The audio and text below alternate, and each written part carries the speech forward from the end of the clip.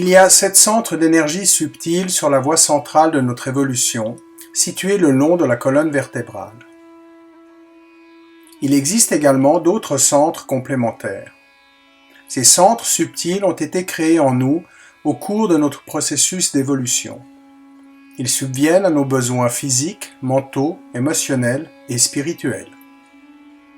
Les centres situés sur le côté gauche pourvoient à l'aspect émotionnel et ceux situés sur le côté droit à l'aspect physique et mental. Les chakras sont éveillés par l'énergie dormante en nous, nommée Kundalini. Dans l'os triangulaire nommé sacrum existe un pouvoir latent de pur désir. Les Grecs ont appelé cet os le sacrum, ce qui signifie qu'ils savaient également qu'il s'agissait d'un os sacré. Ce pouvoir a pour nom Kundalini, en sanskrit, de Kundal, boucle. Comme c'est une énergie féminine, on la nomme donc Kundalini. Elle est comme un germe installé dans le sacrum. Elle est le pur désir en nous et est ainsi enroulée en 3 tours et demi. Au moment de son éveil, elle traverse les 6 centres subtils, chakras, placés au-dessus du sacrum. À ce stade, précisons que cette présentation n'a pas comme but de se perdre dans Shabda Jalam, le labyrinthe des mots, mais de partager la connaissance subtile de notre être en son entier. Nous ne sommes ni ce corps, ni ce mental, ni ces émotions, ni cet intellect, ni cet ego, ni ces conditionnements, nous sommes l'esprit. À ce sujet, sachez que grâce à Sahaja Yoga, cette connaissance est ouverte à tout le monde et que l'on ne peut pas payer pour elle. Ainsi, cette vérité englobe le fait qu'un pouvoir subtil de l'amour divin réalise la totalité du travail vivant. Après la réalisation du soi, il est possible d'expliquer ce processus vivant. L'éveil de la Kundalini a lieu spontanément et transperce la zone de la fontanelle. L'esprit, qui est réfléchi dans notre cœur, s'illumine et illumine notre cœur. Nous voyons alors la lumière de l'esprit se répandre dans notre attention et simultanément, nous ressentons une brise fraîche sur les doigts, identique à celle qui sort de la fontanelle. Selon les cultures et les traditions, cette brise fraîche est connue sous les noms de Shekinah, Achas, Ruh, Param Chaitanya, souffle du Saint-Esprit. Il est très difficile à notre époque de convaincre les gens qu'il existe un moyen de parvenir à la paix intérieure.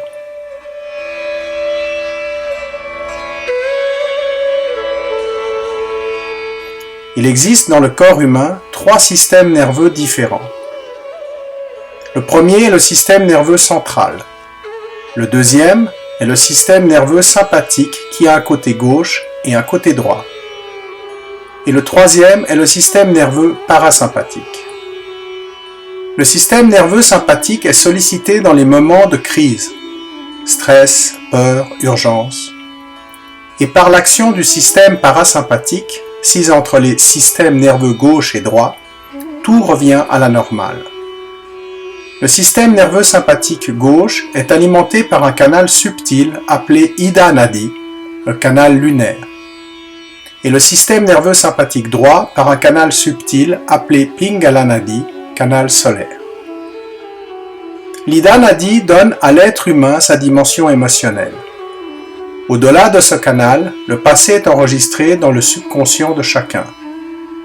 Le subconscient est le passé de cette vie-ci, le passé des vies précédentes et enfin le passé provenant de tout ce qui a été créé depuis le début de la création, c'est-à-dire le subconscient collectif. Toutes ces zones sont placées verticalement et non horizontalement. Contrairement à ce qu'ont pu dire de nombreux psychologues, nous n'avons pas à traverser toutes ces zones pour pouvoir évoluer. L'autre canal, appelé Pingala Nadi, contrôle le travail physique et mental, c'est-à-dire intellectuel des êtres humains.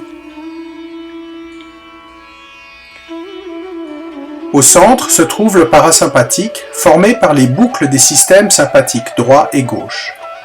Ainsi, quand le système nerveux sympathique a été épuisé par des situations d'urgence, le parasympathique détend et alimente ces 2 canaux et, en définitive, aide les systèmes sympathiques. Quand ces boucles se rencontrent, des centres d'énergie se forment, connus sous le nom de chakras. Ces boucles sont en correspondance avec les gènes, qui sont également affectés par l'activité quotidienne de notre système nerveux sympathique droit et gauche. Le système nerveux central, le parasympathique, est alimenté par un autre canal subtil appelé Sushumna Nadi, canal de l'évolution. Tout ce que nous avons accompli dans notre évolution est enregistré et établi dans ce système nerveux central. Pour l'exemple, l'être humain a entre autres développé à contrario des animaux la sensibilité à la saleté et aux odeurs nauséabondes. Toute cette sensibilité s'exprime au travers de notre système nerveux central. Et tout ce que nous avons accompli au cours de notre processus évolutionnaire va pouvoir s'exprimer dans notre être à travers lui. Lorsque la Kundalini, qui constitue le 4e canal énergétique, s'éveille comme un germe dans la graine, elle traverse 6 centres et perce le dernier niveau de la fontanelle, appelée Brahmarandra. La Kundalini relie ainsi la conscience humaine au pouvoir omniprésent de l'amour divin. On développe ainsi la 4e dimension de la conscience. C'est de cette manière que la Kundalini permet de réaliser le yoga. Quand la Kundalini s'élève, elle charge la base de données des gènes et transforme la personnalité. Les 6 centres, chakras, sont nettoyés, alimentés et illuminés, ce qui se reflète dans les gènes qui sont au nombre de 3 de chaque côté de la boucle. Nous devons connaître quel est le but ultime de notre existence.